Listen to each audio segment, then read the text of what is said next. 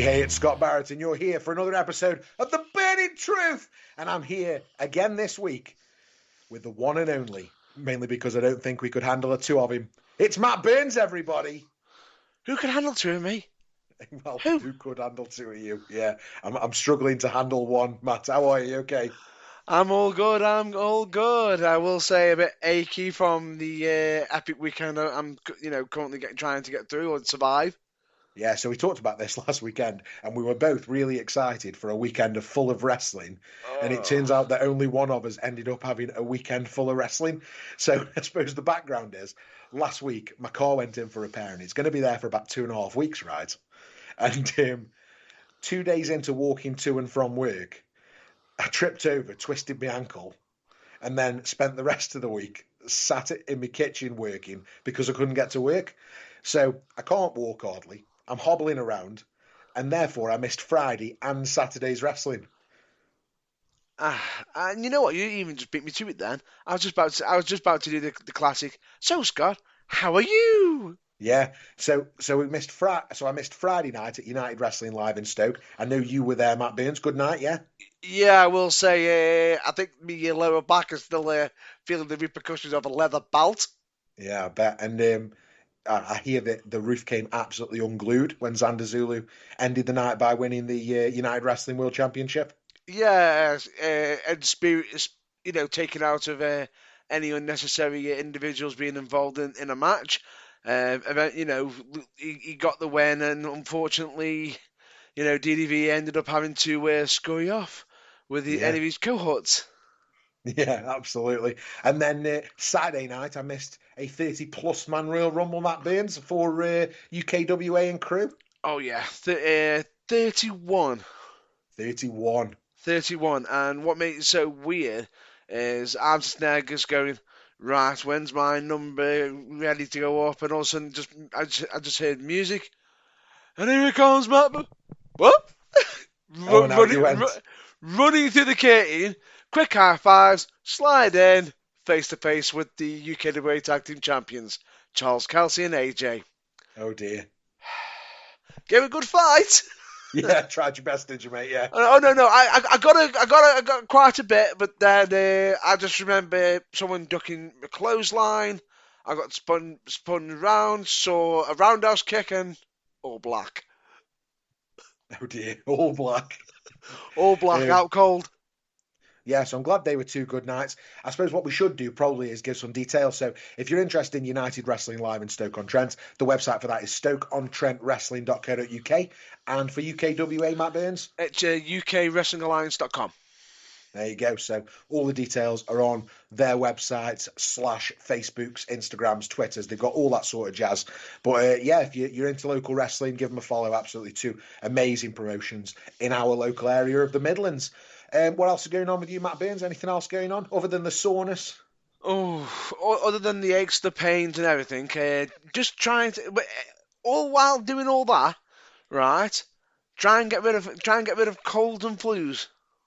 Everyone's a bit laid up. Everyone's covered in. Everyone's literally, walked into one locker room. I was like, do I need to have more in there? Do we need to have more napkins and everything? Yeah. On concert. All you can do is, Do you know what's interesting? It took me out about 3-4 weeks ago now. We talked about it on the pod, didn't we? I was a bit under the weather. And it just happens to be your turn, Matt Burns, so that's how it is. I'm unhappy for different reasons. So I've just watched the mighty Man United, the mighty Red Devils, lose 2-1 to West Ham. So I'm in a foul mood myself because of that. So whatever we talk about in Rebook This, whatever we talk about in Buried Alive later, if we think it's not going to get buried, it's definitely going to get buried. It's going to take all my anger out on whatever that is. Why can I just see a This is Sparta moment? With whatever's getting buried. Fantastic. You are buried. So before we get into our Raw review, our SmackDown review, our AEW review, before we bury something alive, before we give a top 3, and before we rebook this, because this is going to be a jam-packed hour, Matt Burns, I think it's time that we start with the news. So just sit tight, don't blow a fuse. because now it's time for this week's news. Ladies and gentlemen, this just in. It's now time for the news! The news. We love the news, Matt Burns. That we do. I'll start us off this week. Big piece of news that came out. The Rock teases a massive WrestleMania match for 2025. So The Rock was interviewed and he shared this week that he and WWE are close to finalising what he's described as potentially the biggest match of all time for WrestleMania 41 in Las Vegas. So the statement follows, obviously, his return at SummerSlam. Was it SummerSlam where he appeared at the end of the night? It wasn't SummerSlam, was it? It was the end of the night at Cody and Bad Blood. At the main event of Bad Blood, The Rock came out. Obviously, just after that, and he's mentioned the level of preparation he's needed to perform at WrestleMania, if you like, alongside Roman Reigns and Cody Rhodes. And he's implied that negotiations are nearly complete, and I think what he's doing here is he's selling the match before the match has been announced. So he's selling WrestleMania. Obviously, he's a shareholder for TKO and WWE, and he really wants to build anticipation for WrestleMania. Cody's also said this week in an interview that he thinks WrestleMania 41 will top WrestleMania 40. And I think at this point, WrestleMania 40 could be within a shout to be the greatest WrestleMania of all time. So for them to say WrestleMania 41 will outperform WrestleMania 40 is a really big ask. I think we're really in a good place for wrestling. We're really in a good place for WWE, and I cannot wait for this one. An absolutely landmark moment. What else is going on, Matt Burns? Well, we have got a bit of an update from Big E, former WWE champion, who had the unfortunate accident that ended up happening that involves Ridge Holland and himself.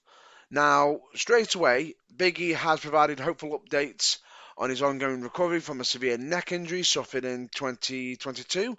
Although his neck hasn't healed enough for medical clearance, he has shared that he's enjoying his current role as a panelist and host at WWE Premium Live events.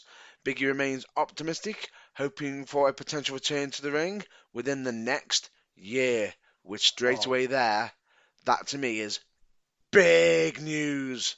Big E news. Exactly. I would absolutely love Big E to come back in the next 12 months, and I think he'd be a really good character to bring back now, even if it wasn't in a physical role, because of everything that's going on with Xavier Woods and Kofi Kingston. So I would love to see Big E back wrestling. But I don't want him to do anything that's going to cause him, further problems down the line. So safety first, but absolutely, I think as wrestling fans, we all want to see Big E back in the ring. My next piece of news, Matt Burns, is about Samantha Irvin.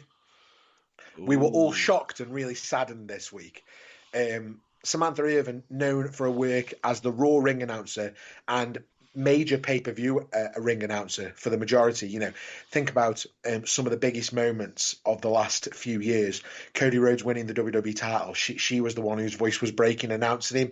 All those times she's, maybe exaggerated Roman Reigns' entrance announcement, or when they've been having title matches and she's been, announcing Paul Heyman and Roman Reigns. But she actually announced her departure from WWE on Monday, hours before Monday Night Raw. She expressed gratitude to the company and her colleagues, but some have speculated that she'll join AEW, but Ricochet has already poo-pooed that and said that she's more focused on creative projects outside of wrestling, and Irvin herself has hinted that her future will lean more towards her music career, I believe. I think she finished as a finalist or quite far down the line in an American Idol or America's Got Talent. So I think her next chapter is going to be about pursuing an entertainment career outside of wrestling. I don't really think we're going to see her in AEW. Don't know what you think. Either way, but the difference is she could fit in that role very, very well. And whether she's belting out songs, we know she's definitely got the voice to do it. Yeah. And of course, as much as everyone can sit there and say, with ring announcers, but then again, if you think about it, ring announcers do tend to get some of them have actually got albums out and everything, which could potentially lead into the next. I see where you're going here. This is a really, really nice segue. Yeah, straight into me next segue, because believe it or not, as she goes out the door, we have someone returning to WWE, which is none other than Lillian Garcia, I felt and really good about this. it was unbelievable. I sat there and thought to myself, we weren't going to get Lillian back, and we've got Lillian back. Do you know what? I was thinking about this earlier on, and I was thinking about how nostalgic 2025 is going to be, Matt Burns. Just think about it. We're going to have The Rock wrestling at WrestleMania. We're going to have John Cena's farewell year. We're probably going to get Stone Cold back for WrestleMania as well. It's been talked about again, right? We're going to have Lillian Garcia as our announcer for the biggest moments of the year. How nostalgic is 2025 going to be? Oh, 100%, 100%. Now, bear this in mind that, we did be bringing Lillian Garcia back, who, if I'm not mistaken, the actual date of the episode of Raw was October 21st, to a Yep. warm welcoming from the fans, with Garcia being a long-time announcer for WWE from 1999 to 2009. So that's a good run there. And then Yeah, 10 full she years there. And then she came back again, right? came back from 2011 to 2016, so another 5 years there, but is excited to resume the role.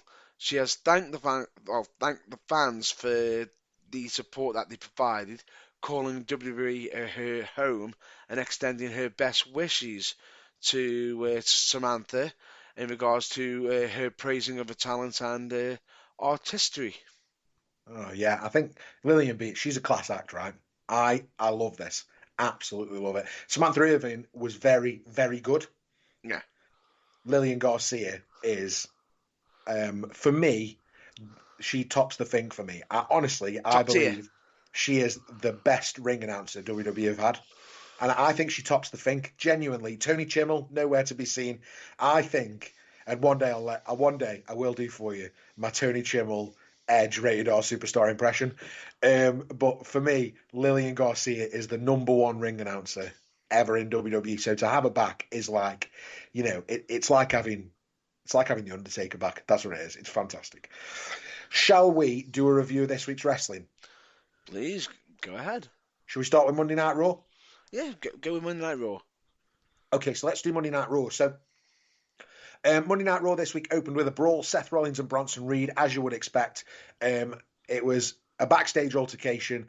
Rollins, basically rolled and ran out to the front. He demanded a fight. It led to a really chaotic brawl. You can imagine everybody was coming in. We'd got producers, we'd got security, we'd got referees, we've got it all going on. If I'm not mistaken, during that entire segment, I think I even saw a rogue Jamie Noble.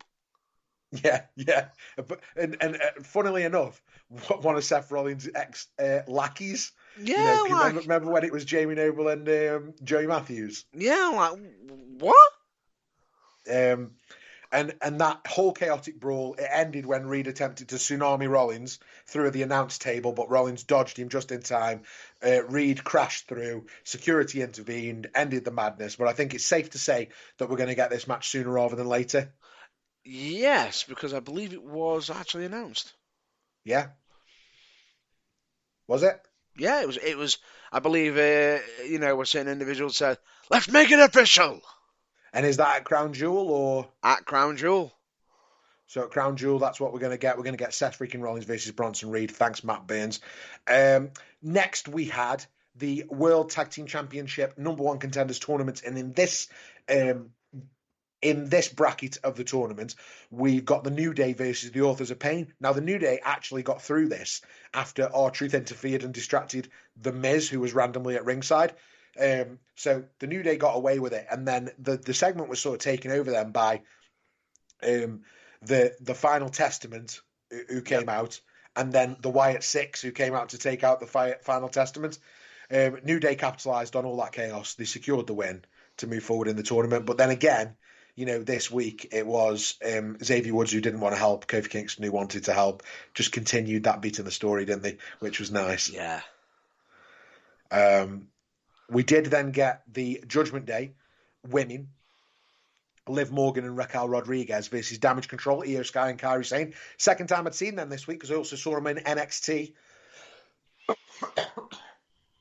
And you can catch the NXT reviews on our YouTube page. I go live every Wednesday morning between 8 and 10 to give you a full review of each week's NXT on the CW. And I'm quite new to the program, so I haven't watched NXT since Keith Lee was champion prior to this.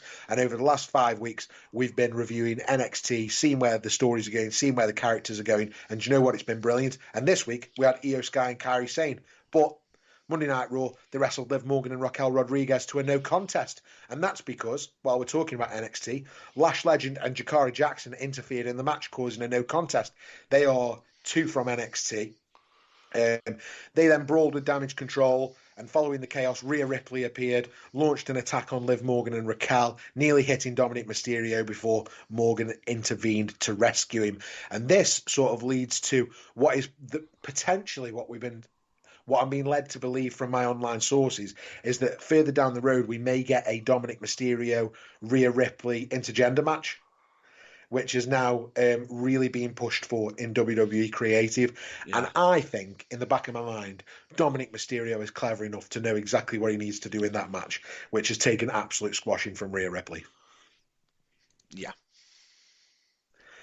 Following that, we got another match in the World Tag Team Championship number 1 contender tournament. We got Ray and Dragon Lee of the LWO versus the Creed brothers, or American Made's Creed brothers. Are the American Made? Are they the Creed brothers? How does that work these days? Not sure, Matt Burns.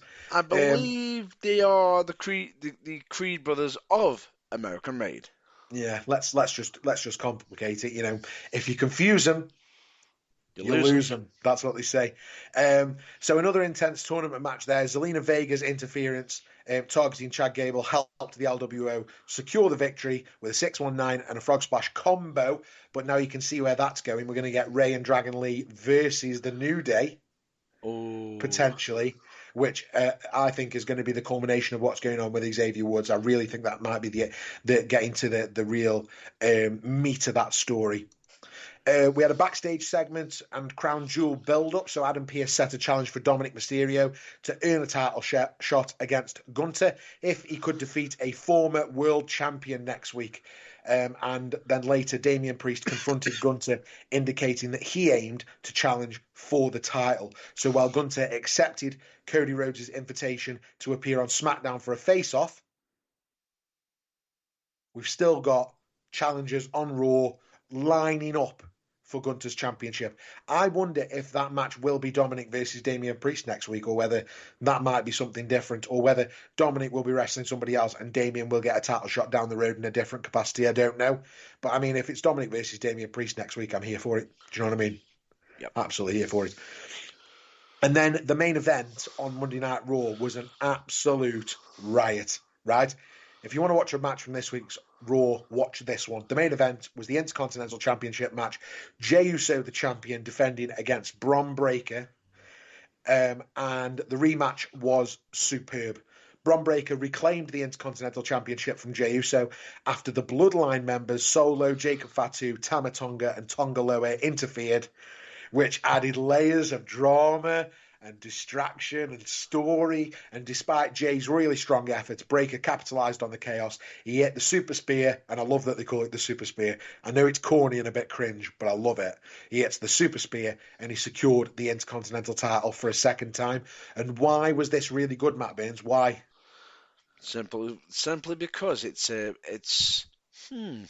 almost like a certain podcast is sort of, lining it up, sort of. Because what they're doing is what they're doing now is they're dragging him in to the Bloodline storyline. Yeah. And he's now forced to go and team up with his brother and Roman Reigns, whether he likes it or not, because the enemy of my enemy is my friend. So now he's got to go to SmackDown, team up with Jimmy, and let's talk about SmackDown because, hey, that might be exactly what happened.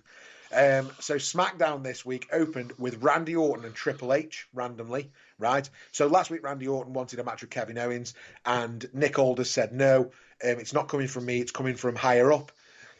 Randy Orton went to see higher up and he called out Triple H this week demanding a match against Kevin Owens. After a heated back and forth, Triple H set the match for Crown Jewel escalating the tension, and now we're going to get Randy Orton versus Kevin Owens. And what was really interesting about this is how they're framing Kevin Owens, because Triple H said he wasn't protecting Owens, he was protecting Orton by not letting the match happen.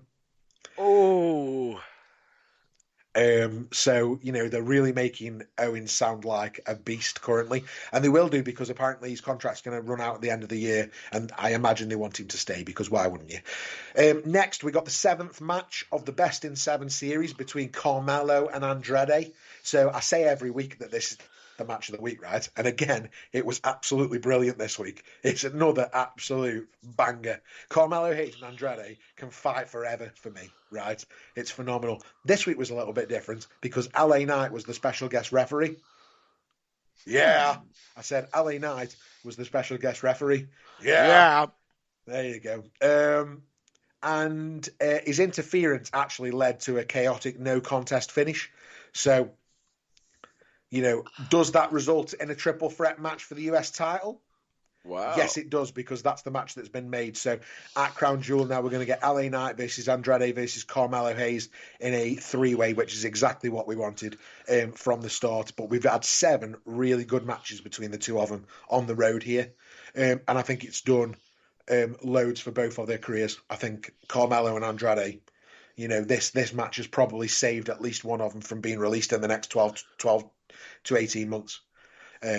Brilliant. Now, in the next segment, we actually got a ladies' match between Naomi and Candice LeRae. Bayley assisted Naomi in overcoming LeRae, who was accompanied by, help me out here, I can't remember her name. Oh, Indy Hartwell. Indy Hartwell. And keeps Naomi's momentum moving because Naomi got the win. It was a strong win within the women's division, and Naomi's obviously on the way to challenge Nia Jax, probably post-Crown Jewel. Whether that be on an episode of SmackDown or at the next pay-per-view after that, I'm unsure. But I think definitely Naomi on her way to a title match with Nia Jax. And do you know what? I'm not going to lie here. Nia Jax, while we're talking about it, she has become my guilty pleasure of the women's division. I actually think she's a really strong character at the moment, and I'm really enjoying her as the champion. This is really, really weird for me. Yeah, if you asked me a few years ago or a bit back, I would have been going absolutely nuts, going, no, she's dangerous, she's a hazard, unsafe, and everything. But she's managed to do something. She's turned it around. She's made it so you want to see her. Yeah, I'm genuinely really enjoying Nia Jax currently. So, yeah, definitely all about her versus Naomi at some point. Next segment, Cody Rhodes versus Gunther in a bit of a face-off. So they exchanged intense words and had a bit of a face-to-face in the ring about their upcoming Crown Jewel, champion versus champion, king of the Crown Jewel match or whatever it's called. Yep. And they're both obviously determined to prove dominance, etc. But the crowd just aren't into this, Matt Burns. So they're not even. It's not even going to be, and the crowd goes mild. Yeah, the crowd are just not into it at all.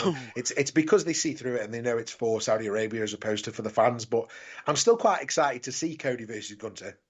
Yeah, I'm excited to see that, since, if I'm not mistaken, it was Gunther who Cody beat for the first Royal Rumble. Yeah, and it was really good. So really looking forward to that. I think it'll be good. Champion versus champion showdown. And yeah, I think it'll be a quality match. Then we had the finals, if you like, of the SmackDown Tag Team Championship #1 contenders, right? So I said last week, Motor City Machine Guns and DIY were both through. They both won triple threat tag team matches. And this week, they are going one-on-one to see who the #1 contenders are. So Motor City Machine Guns versus DIY, right? And it was a banger, to say the least. Right, it was really good. It was exactly what we wanted to see. Motor City Machine Guns got the win, and that was fantastic. But who should come out just then? But the Bloodline. Oh, no. And at that point, I think it was Chris Sabin who got on the mic and said, "We're ready right now." And I think it was actually the other. It was actually Alex Shelley. Oh, was it Alex Shelley? Alex Shelley who got on the mic and said, yeah, you are right. Sorry, I'm mistaken there. Alex Shelley got on the mic and said, it's time for we're ready right now. And that's what happened. So we got the Tag Team Championship match right then, right there, and unbelievably, Yeah. First, we get a figure in all black with a hood up interfering. And who's that? It's Jimmy Uso taking out Solo, taking out Jacob Fatu. And then as they start to brawl, out comes the tribal chief. Boom, boom, boom, boom, boom, knocking them all about a bit. And then Jimmy and Roman fight off Solo and Jacob. And who should appear but another hooded Uso? And who is it? We've just been talking about him on Monday Night Raw, Matt Burns. No. It was Jay Yeet, right? So Jay Uso comes in, helps the Motor City Machine Guns, who take advantage, and guess what? They win the bloody tag team titles on SmackDown. So the Motor City Machine Guns started the night in the finals of the number one contenders tournament and ended the night as WWE Tag Team Champions. So right now, the Motor City Machine Guns are WWE Tag Team Champions on SmackDown. What happened after that? Jimmy and Jay both got in the ring. And do you know what they did? Let me have it. Let me just pause and just go. Well, it can't be a fight. They fought it out. I think it's no. Go on. They hugged it out. So we got Yes! the Usos back together. Big cuddle. And who is watching as SmackDown goes off the air from the top of the entranceway? Roman Reigns is watching. And you can see it in his eyes that, you know, this isn't what he wanted to happen ideally, but it is the best thing for him and the best thing for the family. So the Usos are on the same page, maybe on the same page as Roman Reigns. There's still not 100% between Jay and Roman. Yeah, I get you. But it's happening. The OG Bloodline coming back together, maybe, question mark. But the OG Bloodline coming back together. And that was Raw and SmackDown, Matt Burns. Again, for NXT, you can listen to the review on YouTube. Now, what about AEW? Now, moving on to AEW, I'm going to do something a little bit different than what we normally do. Okay. A little bit different. So, the review for AEW is not going to be here. Oh. It's going to be instead on the website as a blog. Okay, so we're doing that this week. So you can find Matt Burns' review to this week's AEW Dynamite and Collision on www.theburningtruthuk.com. It's not on there officially right now, but it will be in the upcoming days, probably either tomorrow or the day after. There you go. So look out for the blog. Yes. I will talk a couple of bits of AEW though, if that's all right. So just a bit of hokey stuff that I saw this week. Hang on. You actually going to do a little bit of a... I'm sorry. I know. I actually watched them this week. I'm pinching myself. I'm literally pinching myself because I'm sorry. I may have to slap myself just to see. You know, am I dreaming? Wake up! Well, it's nothing good, Matt Burns. The two things I wanted to talk about, because I watched a bit. I didn't watch a lot, but I watched a bit. The first bit was Roderick Strong and the Kingdom did a bit of a trick or treat skit with the Beast Mortos, and that was really hokey. I actually felt like Vince McMahon produced that. Oh. And I'm not talking Vince McMahon of early 2000s. I'm talking Vince McMahon of 2019. It was really bad. Oh. And then the other thing was Harley Cameron face-painted mockery of Thunder Rosa, right? Again, to use a word that my kids use, right, was really cringe. Really cringe. Both of them did not feel good this week. I think Thunder Rosa deserves a much better angle and a much better story building tension. Because I just didn't get that at all. But that's my 2 cents on AEW. For all the good stuff they may be doing with Mox at the minute, that those bits really didn't land for me. Well, for me, I am going to cover one thing of AEW, and it's just to fulfill a quota, because someone literally pointed out to me that it seems like I've got a quota that I have to do on almost every episode. Go on then. Ready? Mercedes Moné, stick to managing. Oh, Stick to managing. Sorry, but Oh, do you know what? I always say we shouldn't bring the hate on this podcast, but it does seem like we've got a bit of a bee in our bonnet about Mercedes Moné, and it's only because we want her to be a lot better than she is. oh no, this is actually me being sort of nice in a way, I mean, and not yeah, because I will say her managing skills on this on the shows was really good, as she got her enforcer, the brick house Camille wrestling yeah, on it. And I will say, she looked like a real. She's been dominating, Camille has. okay, Now, this was the first time where she didn't just outright dominate, but where she needed to look good. She looked good when when she needed to look her opponent look good. That happened. So it was more of a back and forth, a two-way street. So for me, Camille is a very, very fitting individual to be having Mercedes Moné to be, valeting and managing.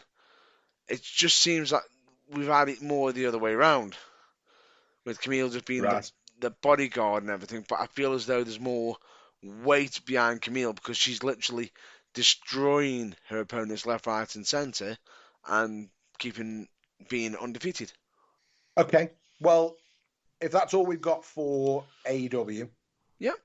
let's move on to our next segment. Remember, you can catch all the AEW business on the blog. Yep. But I think it's time, Matt Burns, that I know we're actually producing this podcast online today. Yeah. And we're not in the same room for the first time. But you need to go and get your shovel. I've already got it. I've already got it. It's literally been with me the entire time, ready for this moment. Because it's time for Buried Alive. Hello friends, are you enjoying the Burning Truth Live so far? Well, I hope you are, because we're working bloody hard to make it as good as we can. But what we need is your help, and we need your help by subscribing and leaving us a 5-star review. You do not know how much it will help the podcast if you can do that for us. It'll help us spread the word, help us grow the community, and more than anything, it'll help us keep providing amazing wrestling content like we are right now. Thank you so much for listening. Let's get back to the show. But please, please, please rate and review and subscribe. Thanks, guys. Buried alive, always say goodbye. Things we can't stand not today. Locked and gone in the ground, never to make another sound. It's buried alive. Dearly beloved, we are gathered here today as we are going to Buried Alive. Buried Alive! Which is, if I'm not mistaken, wrestling's equivalent to Room 101.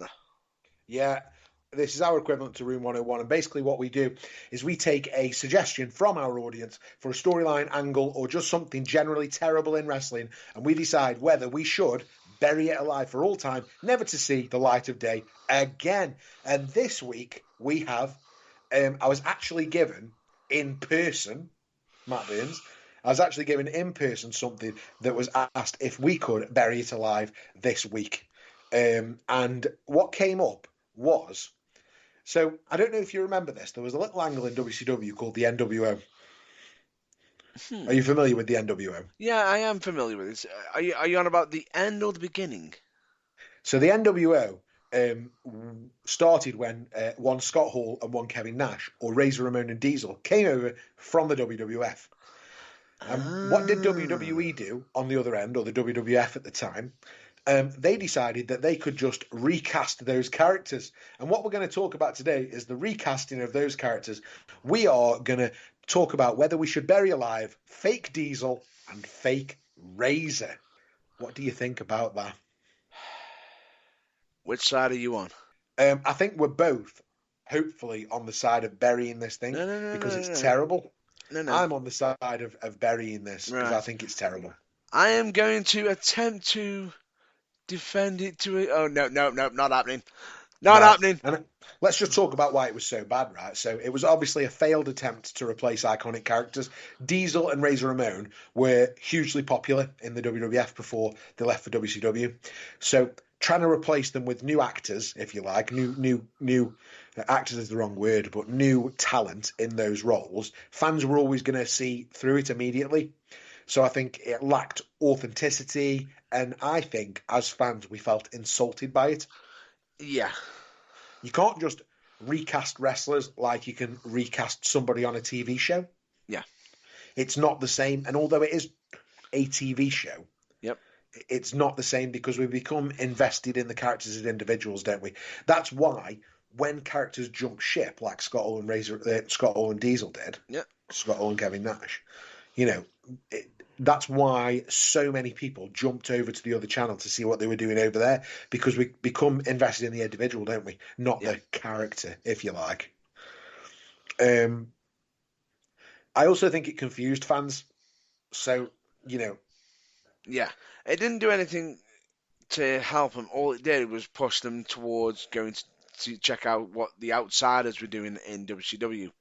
Absolutely. And, Glenn Jacobs and Rick Bogner tried their best as fake Diesel and new Diesel and new Razor Ramon, but the reaction was really overwhelmingly negative. The gimmick was received as a cheap knockoff, I feel like. So it was better than worse than different than. It was worse than, wasn't it? I think more or less, if they want to make it better, they should have actually given different names. So, Petrol and Blunt Razor. I don't know if that would have worked. I'm not saying it would work, but it still would have been better than just going, oh look, it's Diesel and Razor Ramon. We know it's not them. Do you know what I will say though? I think you learn from failures, right? Yeah. So I think if I was going to sit on the other side, I think the fake Diesel and fake Razor moment won WWE the Monday Night War. Retrospectively, right? And listen to this, and this is my reason why. Because what they tried to do here was recast those characters instead of, this was a missed opportunity to embrace change and introduce fresh characters, focus on building new talent. So instead they clung to the past and tried to maintain those Diesel and Razor names. They wasted the resources on a doomed idea, and it was stubbornness. So what they actually did following this is they learned from this and they started to create new characters, and that's how we got The Rock, Stone Cold Steve Austin, Mankind, etc., etc., etc. So I think, actually, although this was a terrible idea and should be buried for all time, the good that came out of it is Vince, Pat, Bruce probably at the time, they learned from these mistakes. I think the last thing it did, which is why it should be buried alive, is it really hurt the credibility of WWE or WWF at the time. So it gave WCW the advantage in the rivalry because WWE looked really desperate and out of touch. Well, if you want to know how desperate and out of touch it was, is the fact that during that time, if I'm not mistaken, didn't they actually have good old JR managing him, who wasn't being so good? Yeah, that's it. So what WCW were doing were bringing in new characters and doing something new and innovative and, being fiercely competitive, and WWE were being stubborn, were missing opportunities, and they were clinging to the past. And that's why, Matt Burns, in my honest opinion, IMHO, we should bury this alive for all time. It was terrible. No. The hole's already there. This should serve as a reminder of what happens when you underestimate wrestling fans' intelligence. Yeah. 100%. And for that reason, Matt Burns, I know you love to do this. Bury this thing alive. Buy fake Diesel, buy fake Razor. Wait. You are getting buried!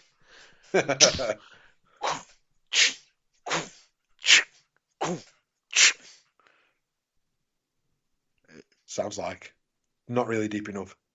No, it's not.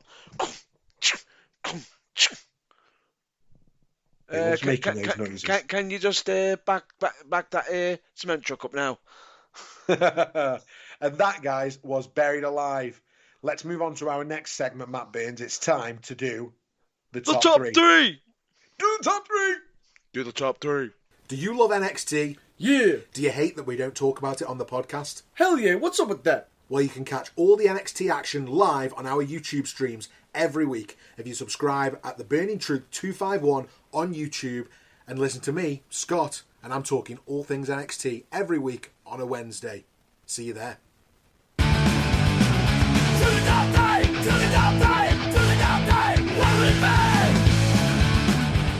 It's now time for the top three. Top Do three. top three. Top three.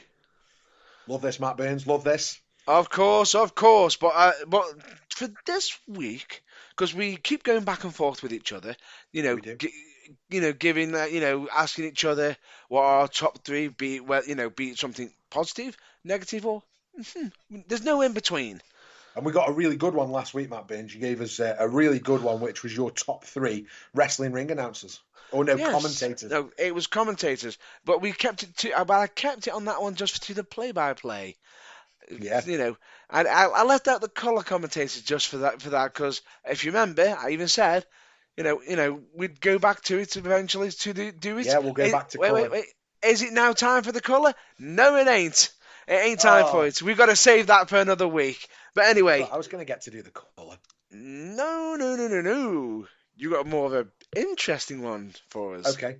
So for this week, I would like to hear Scott's top three team breakups. Ooh.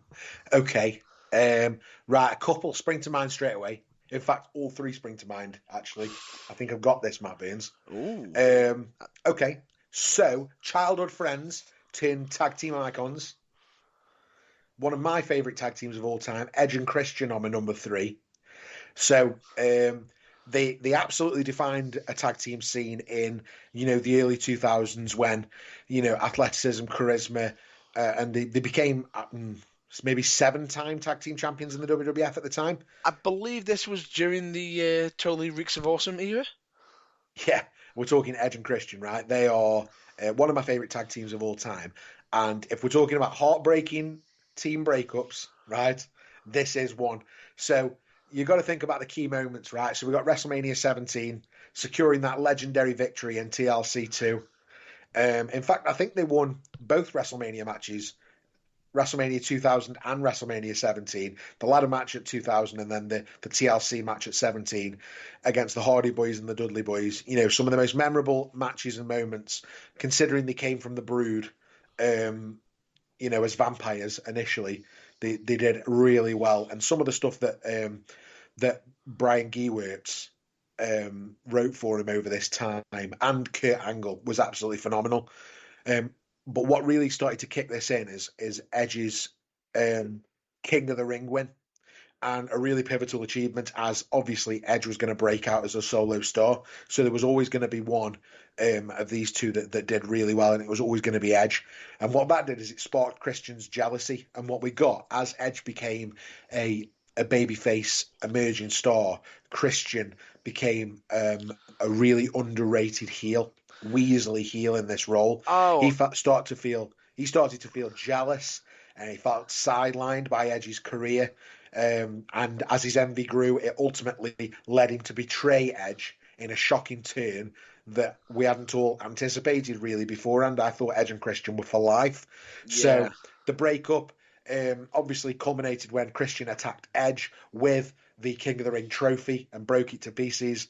They then faced off at No Mercy in 2001 in a ladder match for the Intercontinental Championship, and Edge's victory in that brutal contest probably signalled the end for the partnership, with Christian's attempts to forge his own path, marked by lingering resentment and frustration, is how I'm going to put it. But yeah, so the Edge and Christian breakup, heartbreaking for me, because I really like the team. Before you move on, I will say what makes it even more interesting is the fact that the second, because you said he was better and everything, some might say, Christian, at last, you're on your own. Yeah, fantastic tune. Then probably number two, I'm going to go a bit more recent, right? DIY. So Gargano and Ciampa, when I was watching NXT at this time, 2016, absolutely epic. Some classic performances in tag team matches against teams like the Revival or FTR, they're called now in AEW, aren't they? But think back to something like TakeOver Toronto in 2016. DIY's 2 out of 3 falls match against the Revival was an absolute emotional triumph. It was one of the best tag team matches I've ever seen. And showcased, absolutely how good they were together. You got to remember that the whole reason they decided to call themselves DIY is because they weren't getting any opportunities on NXT. So they decided if you can't do it on your own, if you can't get given it, you've got to do it yourself. Do it yourself, DIY. That's where the name came from.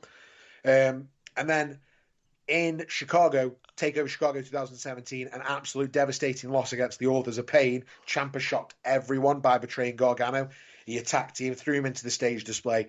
The betrayal was brutal. Ciampa plays the perfect heel in this role. It's a bit like Kevin Owens and Sami Zayn, how well Kevin Owens plays heel against Sami Zayn. Yeah. Ciampa plays heel equally as well against Gargano. And it followed a grueling match, which had already left DIY emotionally spent, basically.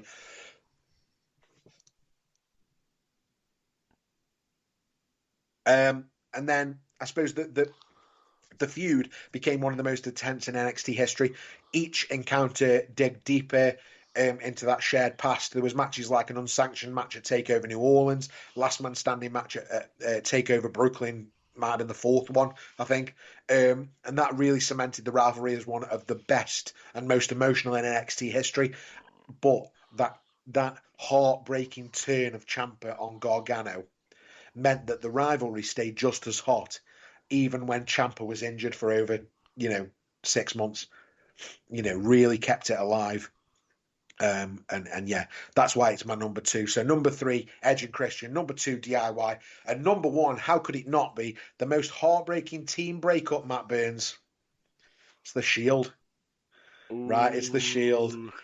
Debuted in 2012, Alpine CM Punk quickly established themselves as one of WWE's most powerful factions. All former now WWE champion. In fact, they were all WWE champion on the same night at One Money in the Bank. And they had that big battle with Evolution in 2014 at Payback, where they beat Evolution, Batista, Randy Orton and Triple H. Huge match and a huge win for them, considering they were still quite new to the business. And the night after they won that, Triple H said, it's okay that they lost because I've always got a plan B. And that is when Seth Rollins, with the chair, struck Roman Reigns, Dean Ambrose in the back and turned on his brothers at the time. So absolutely heartbreaking moment. But without that, we never get the main event stars that they all became. So it was really heartbreaking at the time, but really important too. Mm-hmm. Even though they were together and they reunited and they split again and they reunited and they split again, the Ambrose eventual turn. So after Roman Reigns announced his leukemia diagnosis, and then Ambrose turned on Rollins. That was in 2018 after one of their reformations. Even when that happened, it still wasn't as heartbreaking as that initial breakup after Payback 2014. And I think that's why it'll go down as one of WWE's greatest moments, but absolutely heartbreaking. So my top 3 this week, Matt Burns, if you don't mind me saying, for team breakups is Edge and Christian, number 3, DIY, number 2, and The Shield, number 1. No. What more could we ask for? But wait, I know what we could ask for. We could ask for people's comments and what their thoughts are. Who do they think are the top their top 3 where best team breakups are? Yeah, and you should do that. And you can find us on Twitter at TBT Live UK, Instagram at The Burning Truth, on Facebook at The Burning Truth, or you can send us an email, info@theburningtruthuk.com. We would love to know. Or if you're watching this on YouTube, which is very possible these days, as we're getting bigger on YouTube, Matt Burns, leave a comment below, like and subscribe. Perfect. So with that now being the end of top 3, we normally record at Matt Burns' location, actually. Matt, I hope I left it there. Have you got the book? Yeah, I've got it. So I've definitely, you left it from last time. Good, because it's time to reboot this. trusting these guys with the book. It's Rebook This. Loud and strong. It's Rebook This. Take a shot. It's Rebook This. Rebook This. Right, welcome back to Rebook This, the Burning Truth live podcast. And this is the part of the show where we, one at a time, week at a time, challenge each other to rebook a storyline from wrestling's past that we think we could do better. Why? Because we're smart horses, right? Absolutely.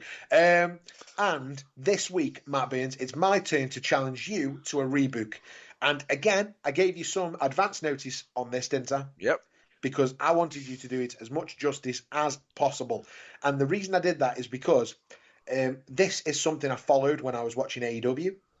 Now, everybody who listens to this podcast knows that I'm not the biggest AEW fan in the world, but I think you could do this better. And it is the All-In Wembley main event. So the original All-In at Wembley, the main event of MJF versus Adam Cole, baby, right? And it was for the AEW World Championship. And at the time, they were both Ring of Honor Tag Team Champions together as well, which still blows my mind. They were, I believe, yeah, it was sort of a bit of an unusual situation. Yeah, absolutely blows my mind. But what we actually got was a babyface versus babyface main event at All In. And I think you can do that better, Matt Burns, because I don't think it necessarily brought any eyeballs to the product. So what I'm hoping is that Matt Burns can rebook Adam Cole versus MJF in AEW better. Okay, now I might have to do a bit of go in the back a bit, but we might actually keep some of the segments a little bit the same. But there's a reason for it, because I'm just gonna rewind, because bear in mind that a lot of people kept referring to MJF as the devil. He is the devil on the level. He was the devil, yeah. He had that mask and everything, right? Yes, we're going to get back to that, because at one point, if I'm not mistaken, they actually had someone catch MJF off guard with the mask. Yeah. Now, can you imagine that being done beforehand? It's like, whoa, what's going on? And what made a bit of a clue, because they ended up revealing their so-called devil down the road. Yeah. But this was just after Adam Cole was injured. This was like a sort of comeback. Now, for me, they had the perfect time to use that, that mask and everything towards the actual event. Now, what makes it even more better for me, and I feel like I've got like a bit of a cheat code right now because of it, I actually attended that show. Ah, okay. I was actually there. Yeah. Which was epic, by the way. And what I'm going to say to you right now is, for this to work, because a lot of people sitting there saying face versus face doesn't work. Now, it sort of works, but it breaks tradition. So I'm with those people, and I just don't think it was as. I'm not saying it wasn't good. No, far from it. But I think the Wembley show, All In, I think it got as many people there to watch because it was a wrestling show at Wembley, rather than because of the main event. Now, the thinking is, if this had been in America, it wouldn't have sold that many tickets, and I think the main event would have had to have been stronger. Yeah, now, this is what I'm literally leading towards for you straight away, because, as we said earlier, we ended up having like a devil appearing to MJF, and he's like, what are you doing with that costume? And everything. Now, at one point, if I'm not mistaken, Adam Cole's checking on MJF, and in the background of the locker room, right next to where Adam Cole's gear, you can see a certain costume, certain mask and that, a bit of the devil costume. Yeah. So it was there. So what's he doing there in the background next to his gear? It's not like he could have slipped onto it without MJF knowing. Right, okay, so we've planted a bit of the seed there that it could be him. Now, during that same time, we also had somebody screaming, Adam! Namely, Roderick Strong, with his, with his neck brace on and everything. Yeah. Sort of trying to convince him that MJF is no good for him. Yeah. So he could be sitting there doing that. I would have had it where the devil popped into, where you got Roger Strong and MJF. We have the devil make an appearance on both of them. Oh, okay. So MJF, Adam Cole, and the devil. Yep. So you're sitting there thinking, how does that work? How does the devil turn up with MJF and Adam Cole? Yeah. And you're like, whoa, what's going on here? And then later on, somebody turns around and goes, I bet, MJF goes, hang on, Adam, it's probably your best mate. Trying to literally decree, point out that trying to imply I'm the devil by dressing up as me. Referring to Roger Strong. Yeah. So next week, I'm challenging him to a match. Okay. And as he challenged Roger Strong to a match, the devil appears again. Whilst Roderick Strong and MJF are having their match. Oh, okay. So is Adam Cole around at this time? Yes. Okay, but so not, Adam Cole's around as well. He's not at ringside though. Okay, He's sort of backstage. Okay, so it could be Adam Cole this time. Potentially. So last time it could have been Roderick Strong, and this time it could be Adam Cole, but we don't know. But we don't know. But then we could sort of have as that happened, MJF's going, what's going on? And everyone, like how you just instantly just sat there and said, oh, it could be Adam Cole. Yeah. Videos is literally pops up as the devil's is literally at ringside. Adam Cole's been laid out. Oh no. Okay. So it's not Adam Cole. So it's not Adam Cole. What's going on here? Yeah. What's going on? There's more confusion. And the devil just vanishes. MJF is absolutely bewildered. Yeah. And all of a sudden, you've got Roger Strong, literally goes to try to steal the win to become the new number one contender. Sort of get himself involved in, into the lead off. MJF just to break out, suddenly cut him off, get the win, just barely. But it's like, ooh, that could have really ended badly there. Yeah. So then he then goes on the hunt on who the devil is, like he did before. Yeah. Like he did before. And then all of a sudden, we then lead it up all the way up to the event. They're sort of on terms, and they sit there thinking, what's going on here? What is going on? Why is this happening? Right? But we'll have one more visit to one more Dynamite before we actually get to the event. Yeah. And to make matters even worse, we'll sit down and think, right, let's keep calm. And why don't we have all three of us in the ring? All three of them. Roderick Strong, Adam Cole, MJF. Because if all three of them there, the devil can't certainly appear, can they? Well, you wouldn't think so. You wouldn't think so. But unfortunately it does. Of course it does. But this time, there isn't one devil. There's two. Ooh, okay, I like this. There's two devils. To make it even more confusing, having sitting there looking round, just going, what's going on? What is going on? And they're sitting there thinking, this is bewilderment. Yeah. So it looks like both devils about to get in, but they decide to renege. Because there's three of them and only two. So they back away. Yeah. They sort of back away and leave him be. This is like, just before it's like, you got Roger Strong sitting there thinking, I want none of this. He sort of eventually leaves, which then leaves Adam Cole and MJF sitting there thinking, we've got a match leading up to this. We're in a whole heap of trouble here. What could happen? Well, we then get to the event. They do the pre-show match in regards to the tag team, them tag team championships, Then I think it was the ROH Tag Team Championship. Yeah, the wasn't Ring it? of Honor ones. Do they lose them or do they keep them?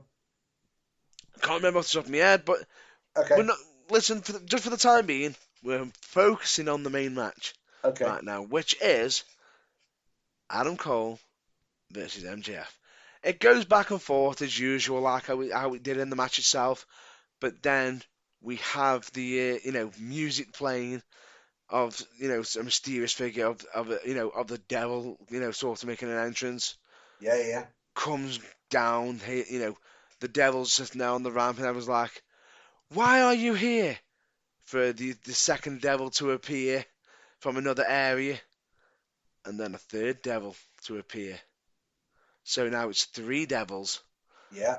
And they're all literally looking on in bewilderment, and you've got MGF just going, "Who is it? Who are you? Who are you?"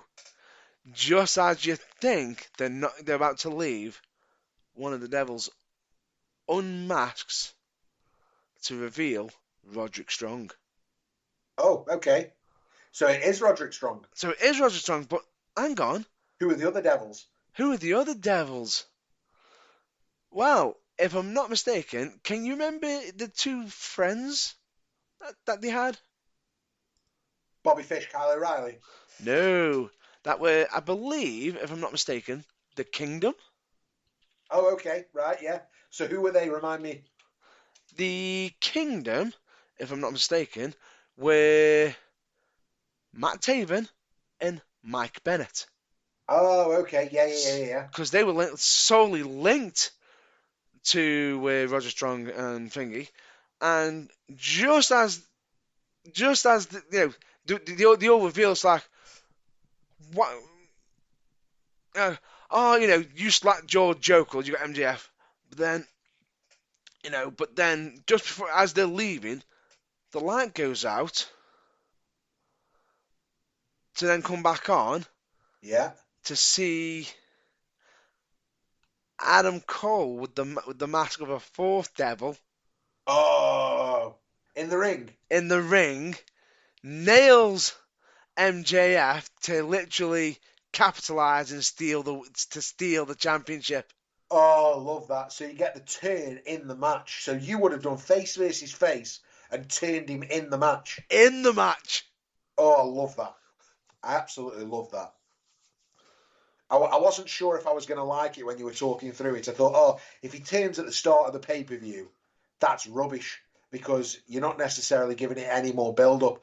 But to have waited until the actual match and then turned him in that's genius. I love that. Yeah. Simply, the reason why I thought of it, because everyone's relying on the thingy on it. 'Cause if you turn it just before, then there's no real full build-up. Turning in the match means more because it's like Adam Cole's literally pulled the wool over MJF's eyes. Absolutely. Yeah, I really like that, Matt Burns. I really, really like that. Do you know what? You can have 4 out of 5 bangers for that. I'll accept that. I really like it. Yeah, I think 4 out of 5 bangers from me is really safe there. Like I said, I really enjoyed that, and I think, I think I would give anything AEW 5 out of 5 bangers right now? No, but I think 4 out of 5 bangers for that, I think is really good because what you've done there is you've taken a face versus face match and made it interesting. Yeah, I love that. The whole devil angle is really good, and I know they did something about that after All In, didn't they? Yeah, it's also got, but by the time it came around, it was a bit too late. It was over it, yeah, absolutely. So yeah, I totally get that. And that, everyone, was Rebook This. That it was.